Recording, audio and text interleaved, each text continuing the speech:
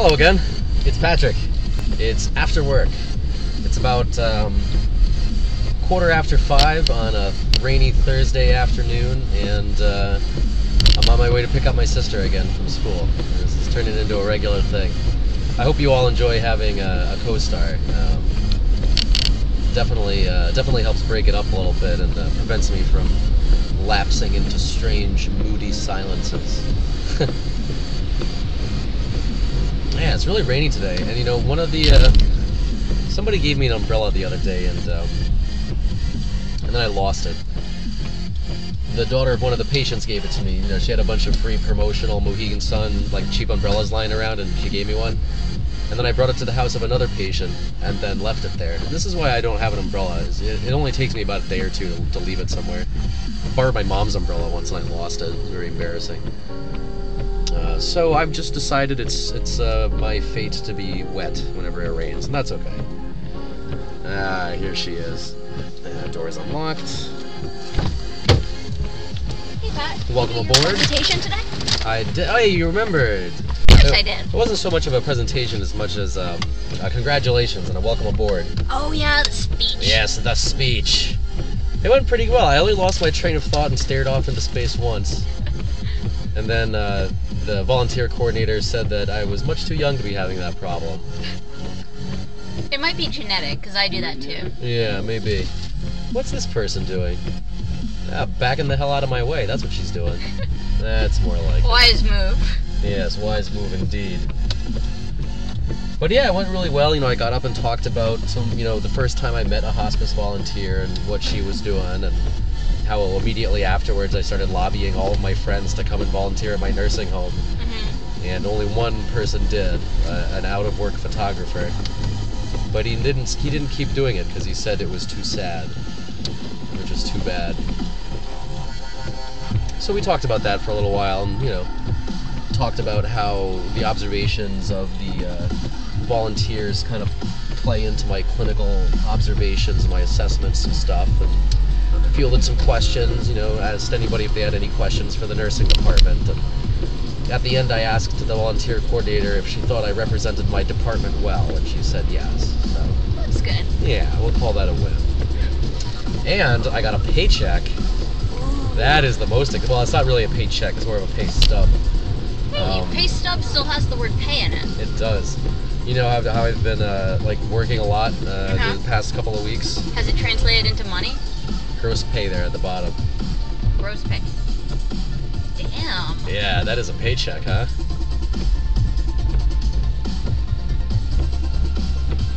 I'm just gonna stroke these numbers here a little. That's nice. Good for you. Well, it's a good thing too, because I gotta pay you back out of your college fund for my college bill. You already paid back all the stuff from my college fund because Mom put that stuff in first, so now you just owe her money. Oh, okay. Well, still, I'll be able to pay that back. So there's that one nursing class I was expecting like a $2,000 bill, and it was like $4,400. Wow. Yeah, and they assessed. I hope they gave you extra learning. Well, they assessed me a lab fee. I never set foot in a lab.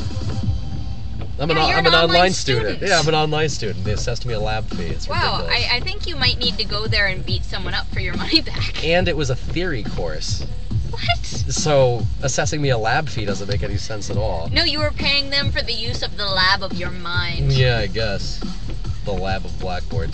But just so you guys can see this, let me just put this up to the camera here. The numbers are going to be reversed, but yeah, gross pay. Oh, that is a good paycheck. The numbers are backwards, but yes, I'm very happy with that. I'll be able to pay off all my outstanding credit card bills, and I should have enough left over for school. I did put like $400 worth of textbooks on my credit card. Of books that are completely useless, and I'll be looking to give away as soon as the classes are done. Actually, the textbooks for this nursing class look like stuff I would keep. Partially because I see that some of my coworkers have kept it on their shelves at their desk. Yeah. But it's like there's a pathophysiology book and a health assessment book or whatever, textbook, and there were no options to rent them or get them secondhand? There were options to rent them, yes, but the savings were minimal. Yeah, you didn't save all that money doing it, so meh, Yeah. This video looks grainy. Does this look grainy? Maybe it's just your face that's grainy. Or the lighting or something. Maybe it doesn't like the low light. I don't know. I hate to break this to you, Patrick, but you're sort of a granulated person. Oh, it is the low light. Yeah. Oh, okay.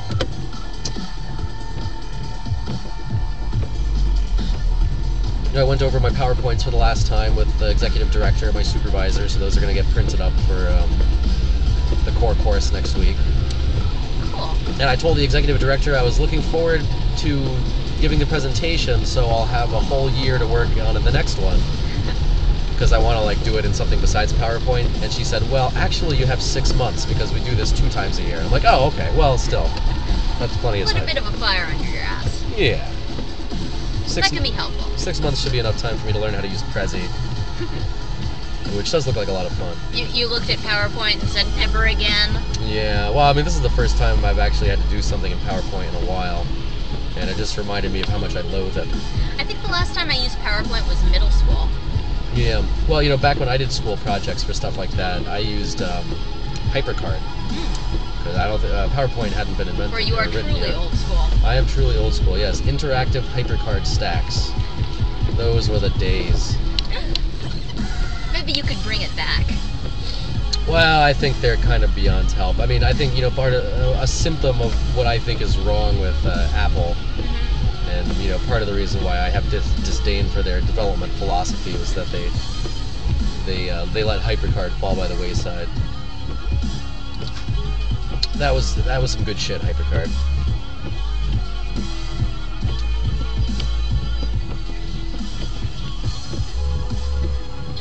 Oh, I told someone I'd be their fake girlfriend. Oh, yeah? Yeah. Was it a boy or a girl? Oh, a boy. Because he was given a list of requirements from his mother, and one of them was getting a girlfriend. So I was like, okay, you can check that one off. Move on really? to the others. Yeah. His mother was compelling him to get a girlfriend? Yeah, well, there's this whole thing about how he's a fellow classmate of mine, and he gave her $1,500 from his savings so that she could pay the rent, but now she's talking about kicking him out, and he needs to find another place to stay, get a driver's license, get a job, and a girlfriend. And I told him, well, I can be the girlfriend. Well, I mean, if he can afford to spot his mom $1,500, why doesn't he just move out? I don't know. I think that might have been like most of his money, or the rest of it's going to college. I didn't inquire too deeply about his personal finances. Huh. Yeah, that's our brother's department. He could audit him and see if he was laundering anything. Yeah, Ryan's got the finances covered, I've got the health care, and you've got the pretend girlfriend racket nailed down. No one has ever been so set before. I was thinking you were going to say arts, but no, you're right. Pretend girlfriend is much more useful, more likely to get you paid. Yeah, I guess. By your mother.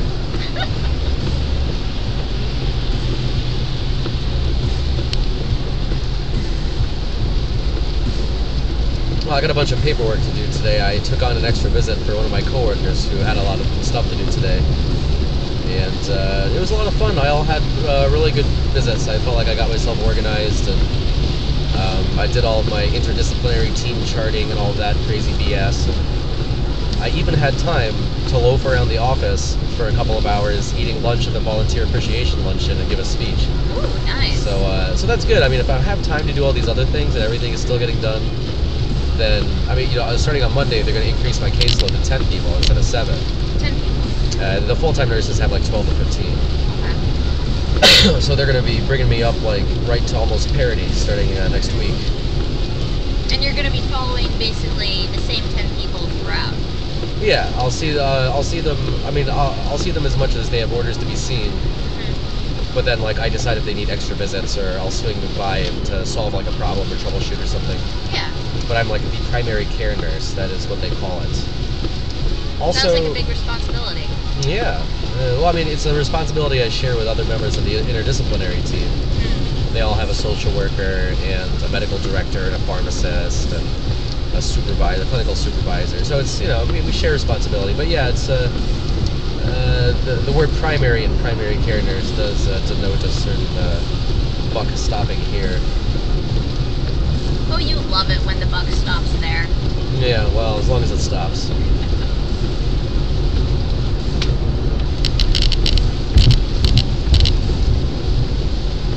wonder what their impression of how fast I'm picking up on all this stuff is. It's really hard to tell. I mean, like, I'm really good with the computer stuff, but I'm curious to know, like, how quickly I'm picking up stuff compared to how quickly other people pick it up, you know? Like if they're saying, what a go-getter, or man, this dude's slow. Yeah, I mean, I'm sure if there were problems, people would talk to me about it, because, you know... But if you were on either outlying range of acceptable or standard, they might not mention it. Yeah, exactly. My supervisor gave me a present today. Ooh. It's a MiFi card. I don't know if you've ever seen one of these. It's like one of these Verizon MiFi cards. And I plug it into my laptop through USB, and it supposedly gets me on the internet wherever I am, like via the cell phone network. Oh, that's interesting. I didn't know we could do that. Yeah, well, my phone can do it too. It can like hotspot over to my laptop using Wi-Fi, you know? So I can go through Wi-Fi to the phone out to the internet. But the permission to do that costs $30 a month. And then like more if you use a lot of bandwidth.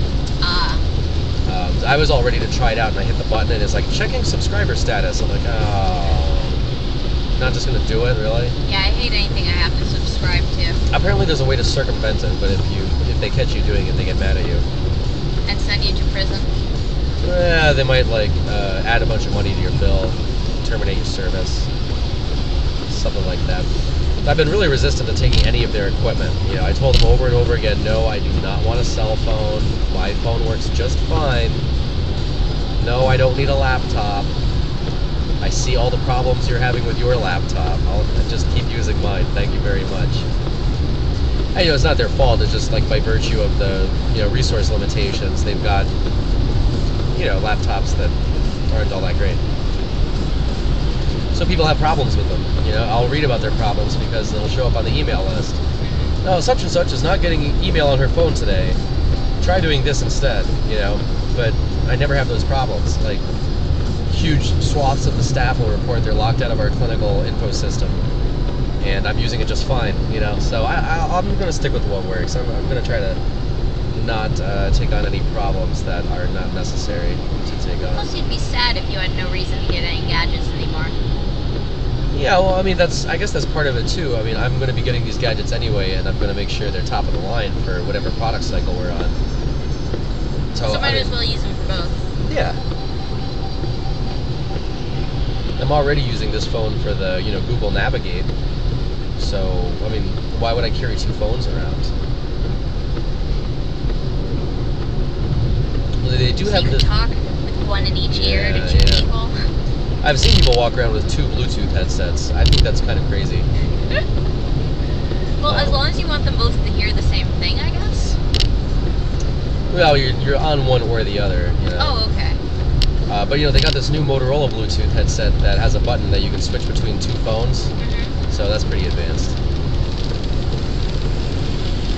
Maybe the two phones are for people having an affair or something. Well, no, so you have a personal phone and a work phone. A lot of people, like, they got their own cell phone and their company gave them a BlackBerry or something. Oh, okay. That makes more sense. That was pretty common before BlackBerry went tits up. I can't believe Brian still has a BlackBerry. It's like disgraceful. Well, I don't even know what my phone is, but it's lower tech than either of yours. No, that's true. It's built for dropping. But it has just enough buttons to be confusing to you, right? Yes. So I found out I got the weekend off, so I shouldn't have any problem getting to that. Yeah, that is quite a relic. I shouldn't have any trouble getting to the wedding or the rehearsal. Yeah, I was hoping you could take me to the rehearsal. So I'm going to take you to the rehearsal, and that's at 5 o'clock in Middletown? I think so. So around 4 o'clock I should plan on picking you up from school and then heading down to Middletown? I don't have school on Friday, so... Oh, even better. I thought you had school on Friday. Nope. Huh. I managed to get Fridays and the weekends off. Oh, good. I'm very smug about it. Yeah, I'd always try to make sure I didn't have any classes early in the day. I find that I prefer early classes to evening ones. Oh, really? Yeah. I always had a hard time making it to A&P lecture on time because it started at like 8:15 or something like that, and the audio recordings would have like, you know, the beginning of the audio recording would be me stumbling into the classroom like just as the lecture is starting, you know.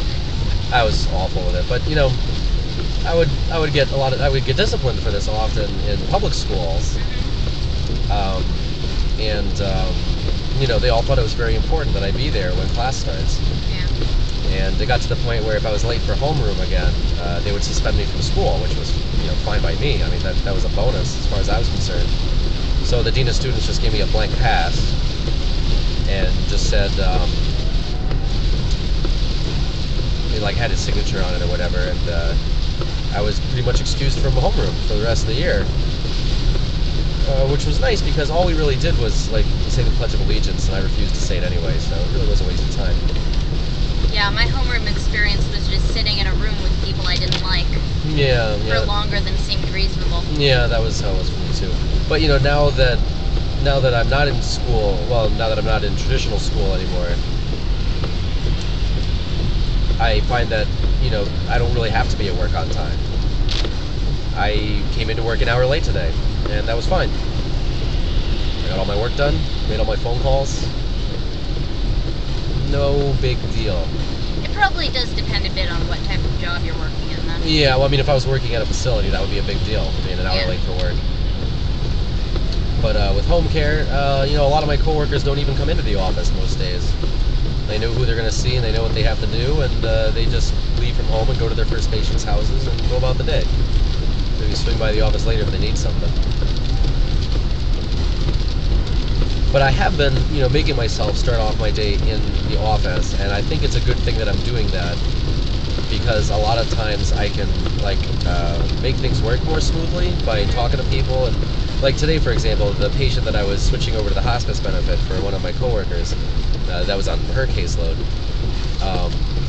they'd asked about a commode, and there was a commode waiting for them, but nobody scheduled to go deliver it to them, so I just brought the commode over. Perfect. Helps you make things more efficient. Yeah, nobody else has to waste the... I mean, they got volunteers that'll go out and do that, but, I mean, it seems like a waste if all they're going to do... I mean, they could be spending their time doing something else. I can bring the commode out. I'm going over there anyway. And finding someone who's set up to go that time, and, oh, can you remember to bring the commode? And, okay, where's the commode? It can take time. Yeah. So people seem to like the fact that I'm willing to help out and make things run more efficiently that way. I always get praise from people for doing that, but, I mean, I can't imagine not doing that, you know? I mean... It does make more sense. I mean, how much of a jerk would I be if I'm like, oh no, screw those guys, that commode can stay there until somebody else can make the same trip that I just made. You know, I mean, I don't know.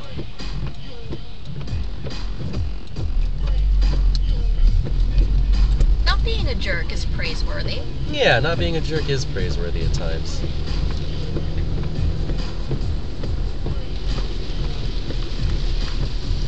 So, what about for the wedding? That's, we have to be there at 2? God, ask Mom. She's, well, I think, looking into it. Who are you writing up with? I'm probably gonna write up with Mom. Okay. LDWRN is that license plate. I wonder if they're an RN. I wonder what LDW stands for. Low Down Wrangler? Not Low Down Wrangler. Probably labor delivery and... I was going to say labor delivery midwifing, but that's an M upside down. Labor delivery... LDW. Wackiness? Yeah, I don't know. LDW. I don't know what LDW It might have no meaning. Well, I'm sure maybe it's her initials. Oh, that could be. Yeah, it's probably, maybe that's what it is. Lorraine Desdemona Weiss. We have named her. Now we've departed into the realm of speculation. Oh, we were already miles in there. Oh, that's true. We were already speculating. I think RN was a pretty good guess for registered nurse. You don't see that used too many other places. Any random compilation of numbers and letters, though, will eventually have R and N next to each other. You know that webcomic XKCD? Oh, I love that. He said in an interview that, or a presentation or something, that he picked those 4 letters because he Googled them and didn't come up with anything. Yeah.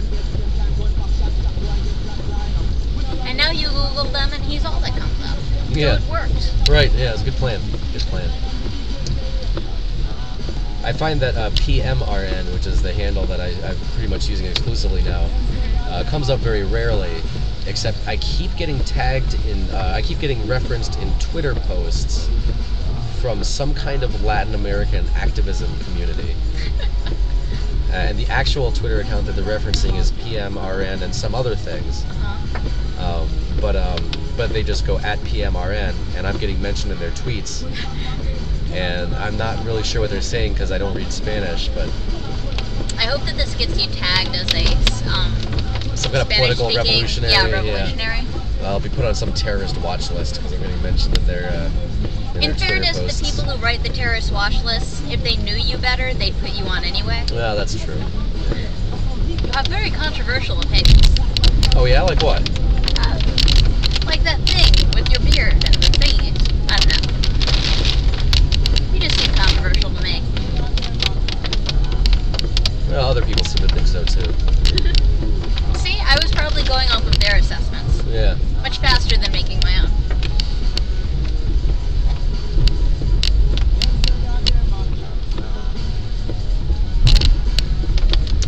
I know, it's getting pretty dark. Yeah. I'm going to be doing these videos with the dome light on in a couple of weeks. Do the police get mad when you do that? You know, I think if it's this one, no, because since it's facing this way, it doesn't cause glare on the screen. So this isn't the dome light. If I turn this one on back here, then yes. The police get mad? Yeah, because the light is there, it bounces off the screen and causes glare, but this one's facing this way, so it doesn't do that. Okay, that seems reasonable. I think that's why those lights exist, so you can use them. So you can read Tolstoy as you drive? Yeah, or your passenger can. A slightly more reasonable proposition. As reasonable as reading Tolstoy can be. Hey, he wrote some interesting things on pacifism. Oh, yeah? I wasn't talking about reading his fiction. I can't remember that many names of people I know. What did he write again? I can't remember. Anna Karenina or something pronounced like that. Right, War and Peace. Oh, that's right. Big honking tombstones of books. Yeah, great as defensive weapons, but or door stops. The Brothers Karamazov, though, is good. That's Dostoevsky, though. Yeah, I tried totally to read. Different guy. Yeah, I tried to read that when I was young, but I couldn't keep track of all the characters. Notes from the Underground is shorter. Maybe you should just stick with his short stories. Well, the Brothers Karamazov wasn't very long. No. Well, I think part of the trouble was the Russian habit of referring to one character by four names. Yeah. Like their name and their nickname and their patronymic or whatever. Yeah, right. Not patronymic?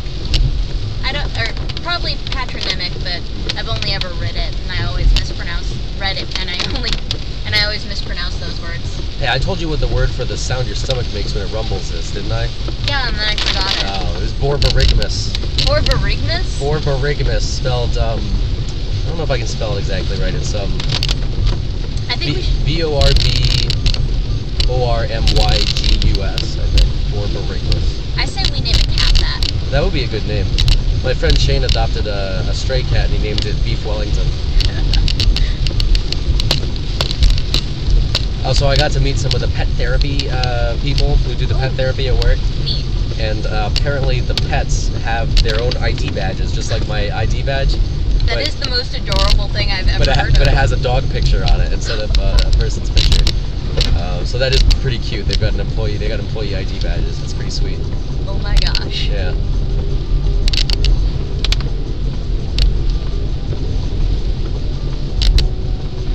So you got the sense the volunteers enjoyed your speech? Yeah, they seemed to like it. I made them laugh. I told them that I was so thankful that they provided an occasion for me to sit down and have a meal in the middle of the day, because that rarely happens. And they all thought that was very funny. But yeah, I had them laughing a couple of times, and through my floodlight vision, I saw some nods, a lot of nodding throughout the audience. My purpose of talking there was to congratulate them and make them feel good, not really to challenge them. So, yeah. I fielded a couple of questions. People had questions about, well, what happens if I go into somebody's house and I see this, that kind of thing. And it was mainly just encouraging them and letting them know that they can always let us know if they have concerns. We want to hear about stuff right away. All right. Well, that's it for me.